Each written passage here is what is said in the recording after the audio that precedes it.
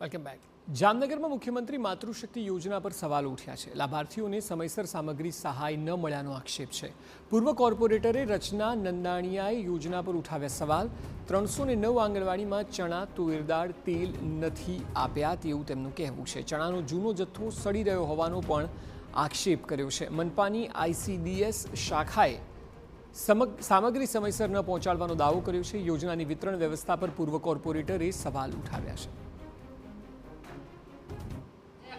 મહિનામાં માલ આવ્યો હતો તે પછી આ લોકોએ કંઈ માલ અમને આપ્યો નથી અને કેટલો ટાઈમ તે ધક્કા ખવડાવે છે। આજ આવશે ને કાલ આવશે। આજે આ કેટલા મહિનાથી અમે ધક્કા ખાઈએ છીએ તો કોઈ જવાબ દેતા નથી। ઉપરથી કે તમારું નામ નીકળી ગયું છે। અર્ચનાબેનમાં હતું તો કે એમાંય નથી આમાંય નથી, તો હવે અમારે કરવું શું? અમારે એક વખત તેલની કોથળી દીધી, 6 કોથળી આપી હતી, એમાં ના નહીં તેલની કોથળી એક વખત દીધી હતી, પછી તેલે નહીં, ચણા નહીં, દાળ નહીં, કાંઈ દીધી નથી વસ્તુ। આજે 8મા મહિના તો બીજો 8મા 12 મહિના થશે તો હમણાં અમને કોઈ કાંઈ દીધું નથી।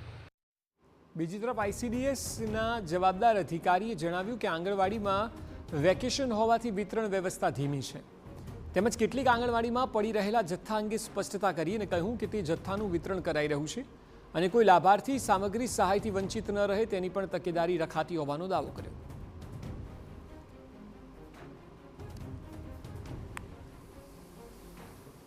પ્રશ્ન ઉભો થયો નવા ગામની ભીમવાસ અને ગંજીવાડો 2 આંગણવાડી બાજુમાં બેસે છે। બંને આંગણવાડીનો સ્ટોક મે મહિનામાં આવેલો છે અને મે મહિનામાં 15 તારીખથી કાર્યકરને વેકેશન ઉપર હોય એટલે હેલ્પરથી એકલાથી વિતરણ થઈ શકે એમ નથી, કેમ કે OTP દ્વારા વિતરણ ચાલુ છે। અત્યારે જે કોઈ બધા લાભાર્થીને સમયસર મળતો જ રહે છે, કોઈ લાભાર્થી વંચિત રહે તેમ નથી અને તેનું રોજકામ પણ અમે આજે રૂબરૂ ખરાઈ કરેલ છે।